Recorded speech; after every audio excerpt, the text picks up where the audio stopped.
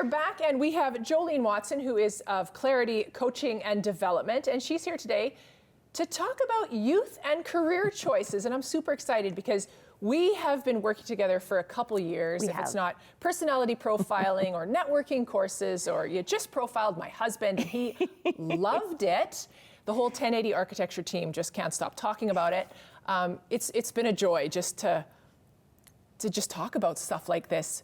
But this one particular, I think there's a lot of kids getting ready to make those choices. We're graduating grade 12, and it's tough. It's really hard. Yeah. And and my own daughter, who we're going to bring on later, her choices. It's hard. Yeah. So, I brought you on to go, how do we get there? How do we follow our dreams? How do we make these choices? And what if we don't know what we want to be when we're 52 and we don't know what we want to be when we grow up? Well, first I want to say it's okay to have multiple careers over your lifetime. And I think some people think you have to know everything in grade 12 and know your vision and where you want to end up. And it's not that way at all. I'm a coach, presenter, speaker now, and I used to be, and I still am, a registered veterinary technologist and dental hygienist for animals. And a lot of people say, well, where's the link there? And I've had about 4 careers in my lifetime, and I've always been passionate about helping. And so veterinary is a natural choice. So is helping people. So I think some people assume they need to have one choice, and that's not the case.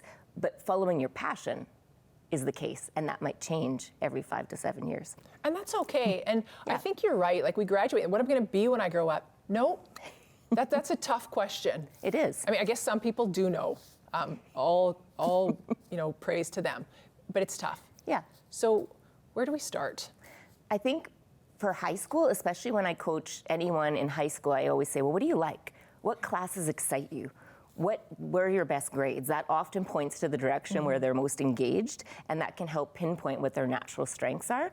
And I know a lot of high schools are actually talking about personality from as early as grade 2 to really get the students engaged in what their natural strengths are.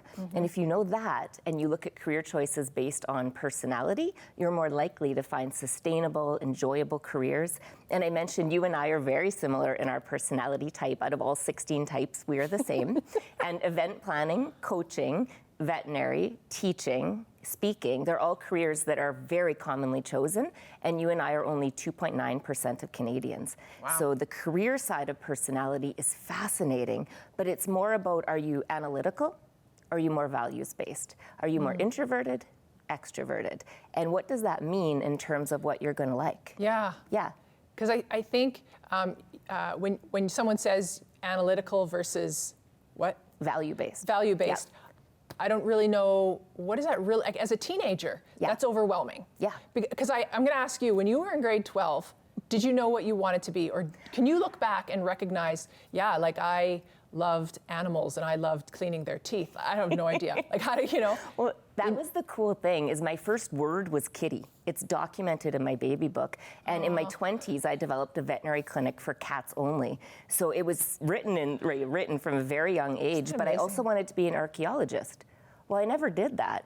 But I love dinosaurs, and I love going to Drumheller and watching videos. So I think sometimes our passions can become hobbies, and that's okay as well, right? Yeah. So, but it's, what are your strengths? What excites you? What energizes you? A lot of engineers, a good example, are very analytical or thinking on the personality side of things because they're very attracted to things that are black and white.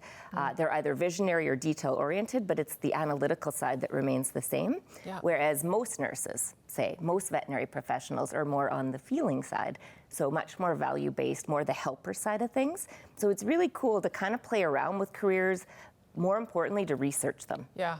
Right? You might have 5 ideas, well, research them all. Yeah. Yeah. What if you don't know what to research? Like, I think of when I was in grade 12, is there someone at the school they can go talk to? Career counselors? There hopefully is. I know even back almost 25 years ago when I graduated, we had a whole class on career and what you might like, and I really appreciated that. And I know some high schools are, again, at a very young age, they're getting them to recognize their strengths in a variety of personality profiles, which I appreciate, and learning styles too.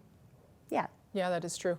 Now, you had sent me a website, the National, I think, Occupational something? So tell us about this site. National Occupational Classification. It's a free website, and it's through the Government of Canada. And one of my career reports actually gives links to that website, so I like to recommend it because, again, it's a free resource. But what you do is you basically search around and say, let's say human resources might interest you. You can click on that code, and then it gives you all the duties, the requirements, and you can actually go even further and find out, are there jobs? What does this entail? Another piece that I really like to think about for adults or teenagers, what do you want your lifestyle to be like? Do you want to travel? Do you want to work weekends? Entrepreneurship is a great example. I'm so excited to be an entrepreneur. It's my passion. It's long days. Yeah. Right? And you don't get holiday days. It's not like your typical 9 to 5. So it's to really think about, what is that environment? What do I want with my coworkers? Do I want to be a one-man show, such as what I do now? Yeah. Or do I want a team? So there's deeper questions. And my favorite thing ever, and I remember when I was a vet tech, they made us volunteer for 60 hours before we could even apply to get into the program. So I think job shadowing is key.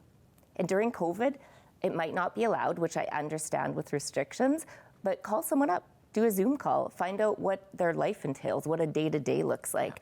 Ask your intriguing questions, because I guarantee anyone in those industries is going to be very excited to be asked, and they'll be honest with you, which I think is even more important. Yeah, I've had a few maybe grade 12 or university call me, or text me, or email through my website and just ask me the questions. Yeah. And I am excited to talk about it because that was it is my passion. Yeah. And now I teach event planning, and their questions are basic, and you're right. I did hear, and I know you work so hard in the hours of an entrepreneur because you were teaching 1080, and then you went to the agribition. I did. For 8 hours, to which, where it's like, I think she left here, put on flatter shoes, took an Advil, walked all day, and I'm like, that's Jolene. But it is. That, it's your passion. Yes. Yeah. And you and I were talking about some people have more careers in their lifetime, and there's certain personality types that love challenges, and they love to grow, and they love to learn. So it's actually very common for certain types to have a new career every 5 to 7 years, whereas other types who really prefer stability, they're often more attracted to those roles with pensions, right? A little bit more stability. They could stay in the same role for 10, 20 years and be very happy with that. So it's okay. Give yourself some grace. Yeah. Try some things out. It doesn't have to be permanent. Yeah. Right? Well, we're out of time, but I thank you because I think a lot of kids are graduating, and just try everything. Just go take some class. I don't know. Yeah. But people I don't want to waste my money. Well, it's never a waste. It's never a waste. Education is never a waste. Ever.